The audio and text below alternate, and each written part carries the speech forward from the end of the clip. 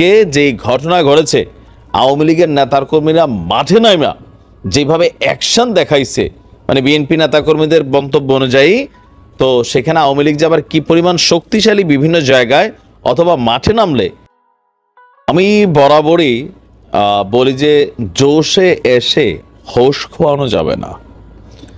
কিছু কিছু ঘটনা বাকিদের উপর ইফেক্ট ফেলে। বাট আওয়ামী লীগের অনেক নেতাকর্মীরা আমার কমেন্টের মধ্যে বলেন যে ভাই, জন্মাইছি তো সালা লড়াই করার জন্য, লড়াই করতেই থাকবো।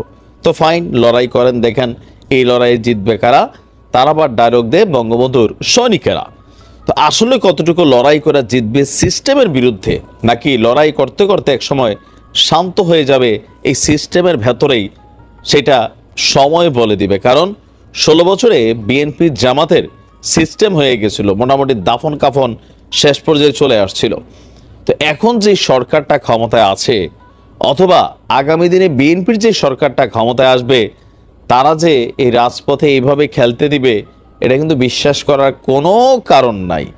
এখনো অনেক জায়গাতে কিছুটা পজিটিভ পরিবেশ থাকলেও নতুন রাজনৈতিক সরকার আসলে আমরা বিশ্বাস করি যে খারাপ সিচুয়েশন হবে, নাও হইতে পারে। তারেক রহমানের কথায় মাঝে মাঝে আস্থা হয়, হয়তোবা তিনি উদারতা দেখাবেন, কিন্তু লোকাল পর্যায়ের একজন কর্মী নেতা তারা কি দেখাবেন? তারেক রহমানের না থাকা সত্ত্বেও আজকে যেই ঘটনা ঘটেছে, আওয়ামী লীগের নেতার কর্মীরা মাঠে নামা যেভাবে অ্যাকশন দেখাইছে, মানে বিএনপি নেতাকর্মীদের বক্তব্য অনুযায়ী, তো সেখানে আওয়ামী লীগ যে আবার কি পরিমাণ শক্তিশালী বিভিন্ন জায়গায় অথবা মাঠে নামলে, সেটা কিন্তু আরো একবার প্রমাণ করেছে। কারণ মানুষের মধ্যে এখনো আওয়ামী লীগের ভয়টা কাটানো অনেক জায়গায়, এটা তো প্রমাণিত হয়ে গেল কোথায়? যশোরের কেশবপুরে আওয়ামী লীগ এবং বিএনপি নেতাকর্মীদের মধ্যে এক বিশাল সংঘর্ষের ঘটনা ঘটেছে। এই সময় দুই দলের অন্তত 20 জন আহত হয়েছেন। সংঘর্ষ চলাকালে কয়েকটি ককটেল বিস্ফোরণ সহ যানবাহন ভাঙচুর করা হয়েছে। মাঠে আওয়ামী লীগ এখনো তারা আছে।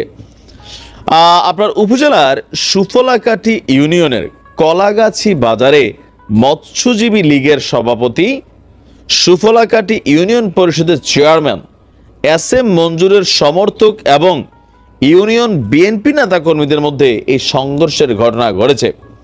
কেশবপুর থানার ওসি আনোয়ার হোসেন তিনি বিষয়টি নিশ্চিত করে বলছেন যে 5ই আগস্ট আওয়ামী লীগ সরকারের পতনের পর আপনার ইউনিয়ন পরিষদের চেয়ারম্যান এস এম মঞ্জুর কার্যালয়ে যেতে পারছিলেন না। তো অনেক জায়গায় এটা হচ্ছে ইউনিয়ন পরিষদগুলো বিএনপির নেতাকর্মীরা দখলে নিয়েছে, অথবা সমন্বয়করাও কিছু কিছু জায়গায় লোকাল পর্যায়ের যারা বৈষম্য বিরোধী আন্দোলনে আছেন তারাও কিন্তু এখানে ভূমিকা রাখছেন, যার কারণে যারা দুর্নীতিবাজ ছিলেন অথবা একটু আওয়ামী লীগের সময় একটু গুন্ডা পান্ডা ক্যারেক্টার আছে, তারা কিন্তু ভয়ে আসে না। আবার কিছু কিছু জায়গায় ব্যতিক্রম, তারা আসে, বিএনপির অবস্থা ভালো না। এর মধ্যে সম্ভবত যশোরের কেশবপুর। তো বলা হচ্ছে যে তিনি কেন আসতে পারেন না, তাকে বিএনপির নেতারা অবাঞ্ছিত ঘোষণা করেছে। আর এগুলো নিয়ে দীর্ঘদিন হজম করতে করতে গতকালকে সকালে এই চেয়ারম্যান মঞ্জুর তার সমর্থকদের নিয়ে ইউনিয়ন কাউন্সিল ভবনে অফিস করতে যান।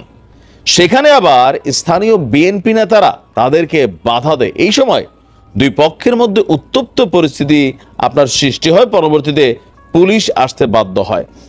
পরে সন্ধ্যায় আবারও ইউনিয়ন চেয়ারম্যান মঞ্জুর তার সমর্থকদের নিয়ে পরিষদে আসলে বিএনপির নেতাদের সাথে তখন সংঘর্ষের ঘটনা ঘটে। মানে সাহস এখনো পুরো আছে, বোঝা গেছে বিএনপির নেতারা সংঘবদ্ধ ছিল, কিন্তু তারপরেও সেখানে এই মঞ্জুরের বাহিনী সক্রিয় ভূমিকা রেখেছে। সংঘর্ষের সময় কয়েকটি যানবাহনে ভাঙচুর সহ ককটেল বিস্ফোরণ ঘটিয়ে এলাকায় আতঙ্কের সৃষ্টি করেছে। মঞ্জুর বাহিনীকে এখানে অভিযুক্ত করা হচ্ছে। তার মানে আওয়ামী লীগের হাতে এখনো মেশিনারি যা আছে বা লোকাল এরিয়াতে প্রভাব প্রতিপত্তি ভয় সবকিছুই আছে, এটা স্পষ্ট। সুফলাঘাট ইউনিয়ন বিএনপির সভাপতি যিনি আছেন জি এম মহিউদ্দিন বলছেন, ইউপি চেয়ারম্যান মঞ্জুর রহমানের লোকজন অতর্কিত হামলা চালিয়ে বিএনপি এবং ছাত্রদল নেতাকর্মীদের আহত করেছে।